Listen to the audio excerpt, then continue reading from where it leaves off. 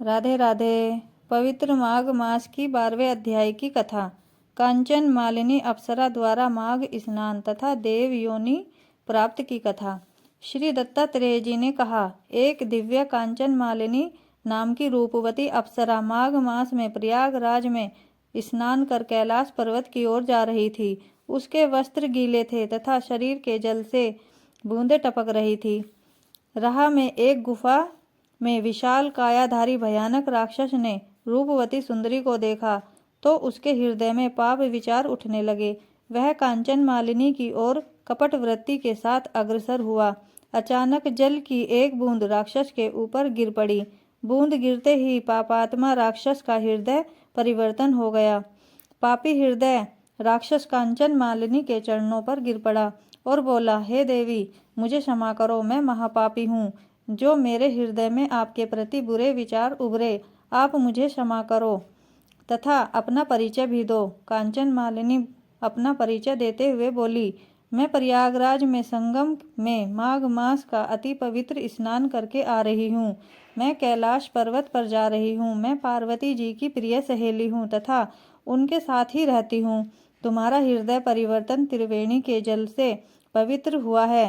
हे राक्षस, पूर्व जन्म में मैं कलिंगा राज्य के राजा की रखेल थी। उनके राजमहल की समस्त सुंदरियों में मैं शिरोमणि थी।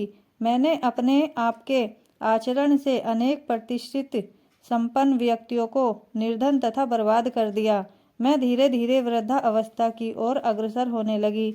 मैं अपने दुष्ट चरित्र से स्मरण करके पश्चाताप की अग्नि में जलने लगी। मैंने एक दिवस अपने हृदय की व्यथा राजपुरोहित, जिनका नाम पंडित कृपालु था, उन्हें बताई।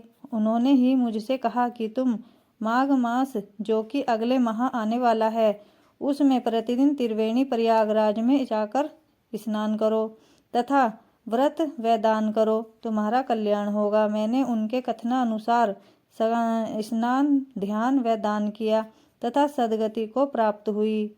बोलो माघ मास की जय। भक्तों, इसीलिए कहती हूँ कि आप सब भी माघ मास स्नान करो। अरे, प्रयागराज ना जा सको तो कोई बात नहीं, अपना घर में ही कर लो, जैसे भी बने, ठंडे पानी से, गर्म पानी से, लेकिन सूर्य उदय होने से पहले स्नान कर लो। कुछ तो फल मिलेगा, ज़्यादा नहीं तो थोड़ा स्नान तो हो ही जाएगा। अपने शरीर की अवस्था के हिसाब से ठंडा गर्म जैसा भी स्नान कर सको वैसा ही पानी अपने उपयोग में लो। ठीक है।